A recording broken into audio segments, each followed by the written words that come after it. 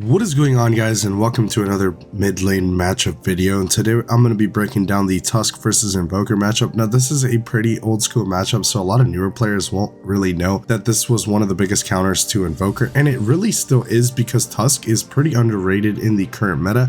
I think TUSK is really strong, mostly as a position 4, but in the mid lane, it's definitely a very situational pick, and I think playing it against INVOKER has always been pretty good. You can dodge pretty much all the spells INVOKER can cast on you. Tornado is pretty hard to dodge, but you can still do it. You could dodge Meteor, you could dodge EMP, you can dodge a lot of things on this hero, and it makes it really strong, especially in the laning phase against INVOKER. It can absolutely destroy him. There's really nothing INVOKER can do against the well-placed ice shards and getting beat to a pulp with tag team, which makes it very difficult, and the INVOKER is going to have to buy a lot more regen. This matchup was more beneficial for the INVOKER back in the day when INVOKER wasn't changed and actually had regen from Quas. Now that he doesn't have that, this matchup becomes a lot more difficult for the INVOKER as he can't reset as easily, and he's just going to be getting run down consistently. And the TUSK usually goes for a bottle. It's one of the best items on the hero, as the hero tends to have a little bit of mana problems, especially if you plan on being very active. Falcon Blade is one of the better builds on the TUSK, but one of the items I do recommend for you guys to buy on TUSK is Hand of Midas. And why is that? This hero definitely fights very well. It's one of the best in terms of solo pick-off potential, but the big problem is when you're going for a lot of kills, you are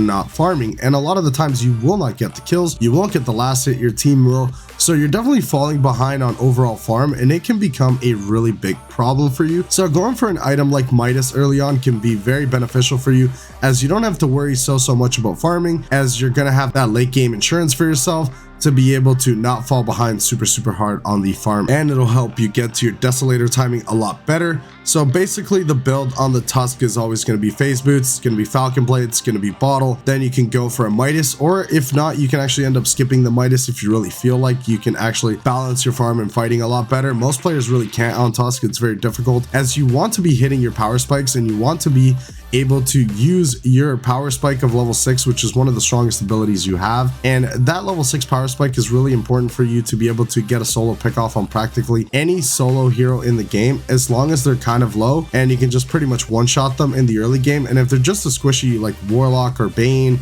or any of these heroes that are very squishy, then you can pretty much solo 100 to 0 these heroes very quickly and get yourself a lot of farm. One of the things INVOKER can do to sway the matchup a little bit is to buy items like Force Staff and Ghost Scepter, as TUSK is not a very big fan of buying items like Nullifier, which are going to make a very big difference. So the INVOKER can definitely play a lot more safer. He can go for items like Vessel. Vessel is very good against TUSK, is a very tanky hero, so it's definitely going to cut down on that. And TUSK just really doesn't like being hit with a Spirit Vessel. Pretty much no hero definitely likes it, but TUSK is one of those heroes that really doesn't like the Spirit Vessel on him. You definitely like to buy Blink, so if you get Cold Snap with Vessel, you're not going to be blinking, so you're just going to be snowballing, and sometimes the INVOKER can actually get away from you by tornadoing you. So there's definitely a few things you can do. You could definitely blast to protect yourself, but most of the time he will be able to get the punch off before you can get Deafening Blast off, as the cast time definitely takes a little bit of time, and unless the TUSK is really slow with his clicks, then he's pretty much always going to get his abilities off. But it's definitely a very TUSK favorite matchup even throughout the game. One of the reasons why TUSK isn't played that much, especially from the mid lane,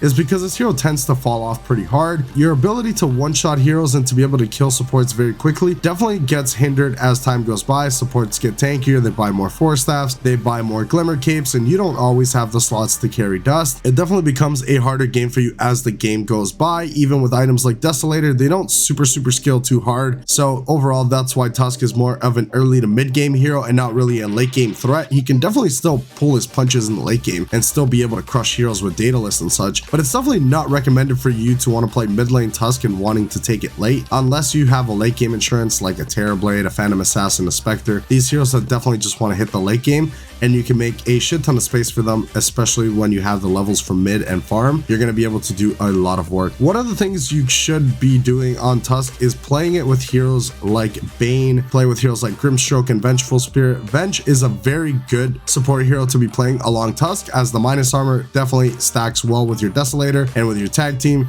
So you can definitely be putting in a lot of work. Vengeful is a natural solar crest buyer, so you don't have to buy it yourself and go for the one punch build and just run around with these heroes. You can definitely do a lot of work, especially with Grimstroke. When you have your ink swell on, it's very strong for you to close the gap and be able to snowball into them and get that right away stun and that extra chip damage, which is going to be a very big difference in you getting the kill or not onto tankier heroes, which is going to make your life a lot easier on this hero. And definitely go for pickoffs. If you ever see an Invoker and it looks like it's a pretty decent TUSK game, definitely don't be afraid to pick it. It's very strong. It's just not a very good farmer. It farms pretty slowly unless you want to max snowball and max your ice shards, which definitely isn't recommended as you're not going to have the damage from tag team to be able to kill supports quite quickly. So I definitely don't recommend this style of build for you to be able to farm faster. Like I mentioned, go for the Midas and just try and get as many pickoffs as you possibly can. Aim for the right team fights. Don't just walk around for no freaking reason. You're still a mid laner. You want to be able to get that farm and take as many creep waves as you can between the downtimes of where you don't see the enemy heroes and you don't feel comfortable going for a rotation, going blind. Go for smoke plays with your supports, especially with heroes like Grimstroke. You can go for very easy rotations to get a bunch of pickoffs, and the Invoker is going to be fearing you around the map. Invoker definitely needs to be careful with a hero like TUSK, and overall heroes that can get on top of him and blow him up quite quickly.